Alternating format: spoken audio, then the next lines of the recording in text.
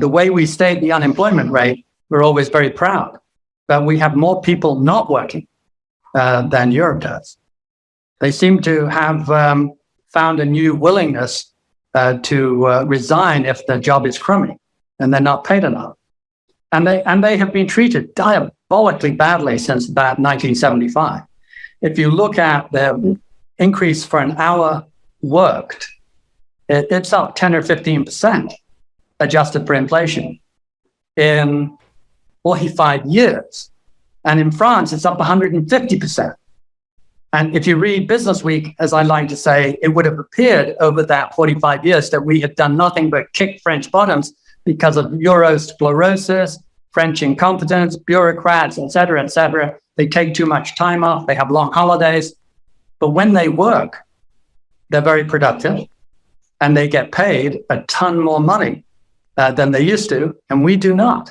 Even the lowly Brits are up 60%. The Japanese are up over 100. How is it that our average hour worked in manufacturing has done so bad? Bubbles are characterized typically at the end of a long bull market by a period where they accelerate and they start to rise at 2 or 3 times the average speed of the bull market, which they did last year, of course. And the Russell 2000 actually went up an amazing 50% in 3 months, ending in early February this year, which compares very favorably to the 50% rally in 99 of the super tech bubble. And the NASDAQ went up 50% in 6 months. So this was bigger and better. And of course, they're always extremely overpriced by average historical standards. And this one, there are a few people who would still argue that 2000 was higher, but most of the data suggests that this is the new American record for highest priced stocks in history.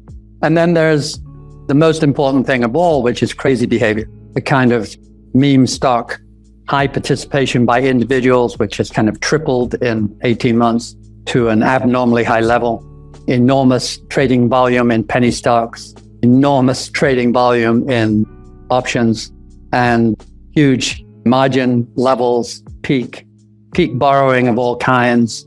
And the news is on the front page. The news is not on the financial page. The big market events are on the front page.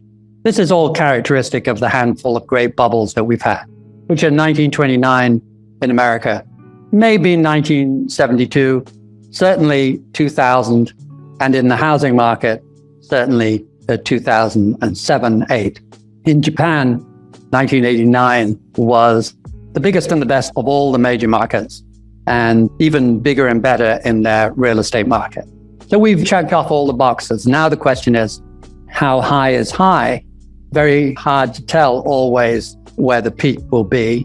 But what you do know is that how high the peak is has no bearing at all on what the fair value is. So let us assume that the fair value on the S&P is, let us say, 2,400. Whether it stops at 4,300 or 5,300 doesn't change that. What it does change is the amount of pain that you get to go back to fair value and below. The case in point would be Japan. Japan had never sold over 25 times earnings in 1987, 88, 1989, until it went through 25 and went all the way up, we were told at the time, to 65 times earnings. And the price you paid for that is that they're still not back to the same price they were in 1989. And their real estate market, which was even a bigger bubble than the stock market. In fact, I believe the biggest bubble in history, bigger than the South Sea bubble and the Tulips. The land under the Emperor's Palace really was worth the entire state of California. And the price they paid was that their land is still not back to 1989 levels. So 32 years later, they're still down. And that's how you get a major drag on the economy. Because when you mark down housing and land, it's an even bigger and more dangerous business than the stock market. And if you do it at the same time as the stock market, then you have an enormous loss of perceived value. And that is a big, big drag on the economy, which the Japanese have had to absorb. And it took them perhaps 20 years to do that. So you profoundly do not wish for a super high level to your bubble. And you profoundly do not wish for more than one asset class to be bubbling at the same time. And Japan made that terrible mistake and paid a very high price to have real estate and stocks at the same time. We paid somewhat the same price in 2007 because we had the first really interesting housing bubble in American history. We had never had one before. And it was the kind that was so extreme, it would only occur every 100 years or so. And we worked out that if it went back down to trend, it would cost $7 trillion. And it did go back perfectly. It was a very well-behaved bubble. It went smoothly back at the same speed that it had gone up, 3 years up, 3 years down. And then for good measure, as is usually the case, it went below the old trend line value and added another couple of $1 trillion of pain by the housing market going even lower. And that housing market was so big and profound and so accompanied by financial instruments of the notorious subprime variety that it took the stock market down with it and caused, obviously, a financial crisis. And the stock market threw in another $7 trillion of loss of value. So you had a double whammy there, which would guarantee a tougher recession from the negative income effect, which we had. 2000 is a very interesting contrast because 2000 was a much higher equity bubble than 2008. But the real estate market was cheap, actually very cheap. The REITs were selling cheaper than the value of their properties. And the properties themselves were cheaper than the cost of building them. And the yield on the REIT portfolio at the very top of the market was 9.1%. Secondly, bonds were cheap. Bonds were incredibly cheap. And the new inflation-protected bond, called a TIP, had just been introduced, and it yielded 4.3%. Just imagine that. 4.3% guaranteed protected against inflation, guaranteed good money by the government. And the regular bond market was very cheap. So bonds were cheap, real estate was very cheap, and only the stock market was expensive. Let me say that we typically identified a bubble zone. Often it went on quite a lot longer, but it always fell below the point where we had suggested it was entering bubble territory. So once it broke through the peak, the 1929 peak of 21 times earnings, we started to be bearish in 1997, but only a little bearish. And then as the PEs rose and rose from 21 times to eventually 35, we became more and more bearish until we were screaming bearish, and still the market went up for another year. So we were pretty early. In the housing bubble, we did much, much better.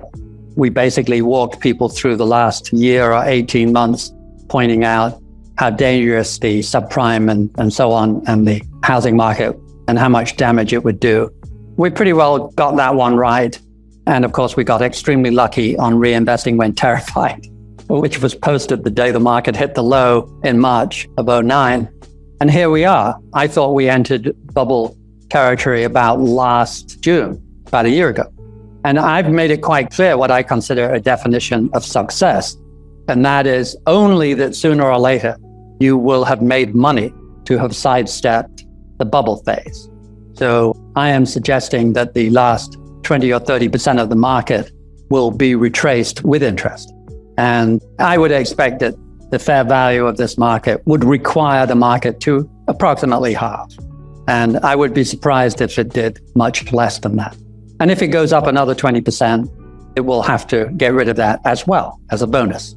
You can very seldom identify the pin that pops it. 1929, no one's agreed yet what the pin was.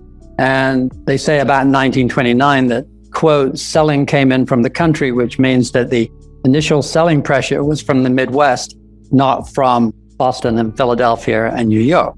What was going on was probably that the economy, which had been unbelievably strong, was turning down. But because of the lags in the data, the city slickers didn't know it.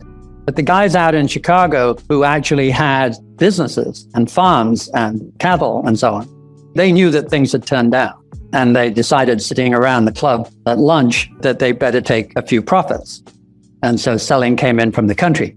And the bubbles tend to peak at absolute optimism when the economy looks perfect and you're extrapolating it forever. And that's the definition of a bubble. And they have to be facilitated by friendly monetary conditions. And when you've had a wonderful economy and friendly monetary conditions, you've pretty well always had a bubble. They're not that common. And here we are again.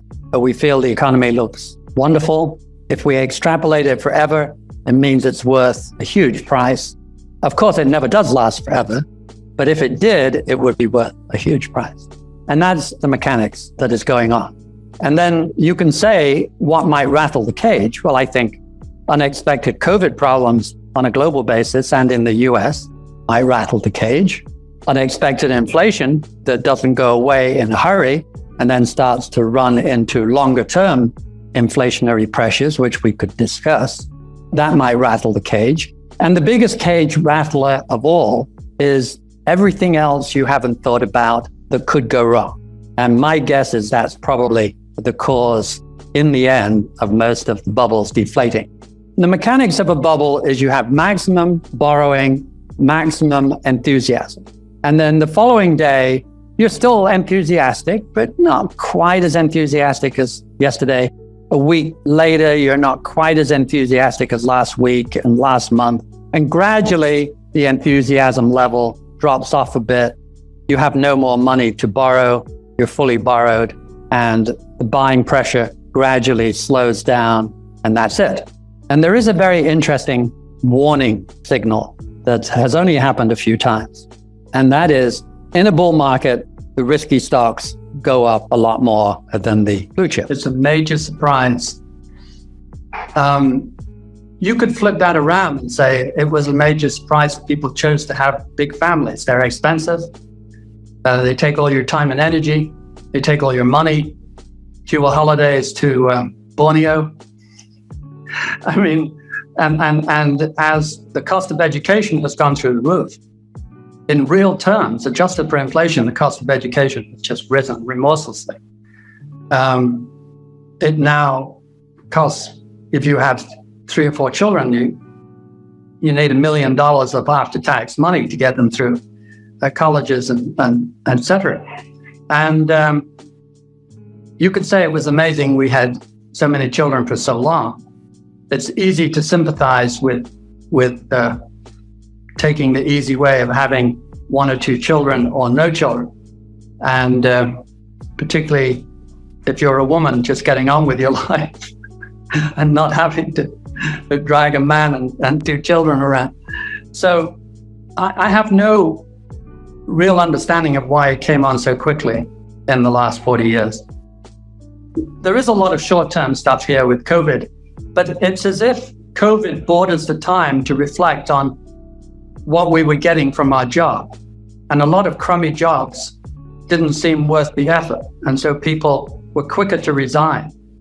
And we still haven't reached the utilization rate. What is it called? The percentage of people working is way down from 2000. In 2000, we had about as high a participation rate as anyone on the planet. And since then, ours has come down. The Italians and so on have gone up. And we have one of the lower participation rates, which is really the definition of unemployment. How many people do you have? What fraction are working? And the rest are, in a sense, unemployed. And we do not equal the EU. The way we state the unemployment rate, we're always very proud, but we have more people not working than Europe does. They seem to have found a new willingness to resign if the job is crummy and they're not paid enough. And they have been treated diabolically badly since about 1975. If you look at the increase for an hour worked, it's up 10 or 15%, adjusted for inflation, in 45 years. And in France, it's up 150%. And if you read Business Week, as I like to say, it would have appeared over that 45 years that we had done nothing but kick French bottoms because of Eurosclerosis, French incompetence, bureaucrats, et cetera, et cetera. They take too much time off, they have long holidays. But when they work, they're very productive and they get paid a ton more money than they used to, and we do not. Even the lowly Brits are up 60%. The Japanese are up over 100. How is it that our average hour worked in manufacturing has done so badly. And it's because we have had decent aggregate productivity, but all of those gains have flowed to the top 10%, a lot of it to the top 1%, et cetera, and a lot of that to the top 0.1%. And I in a way, I speak as 0.1%. And it's had its advantages. It's funded a Grantham Foundation. And that in itself, I warmly recommend to old fogies that you have a sense of purpose.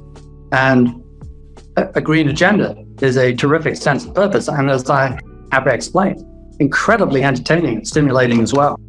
And the very best corner of the American capitalist system, which is otherwise looking a little, as I say, fat and happy. I mean, they're not doing the same entrepreneurial stuff that they did in the 60s. In the 60s, everybody was out for market share, always opening a new factory, which as a portfolio manager was very irritating. Just as things got tight, they would all 5 companies in the paper business would all open new mills at the same time and ruin the profits. Now they don't. Now they sit on the expansion. They expand very reluctantly, and they concentrate on profits. They keep the staff lean and mean. It's brilliant for the management who have their stock options and the buyback program, but it's bad for growth.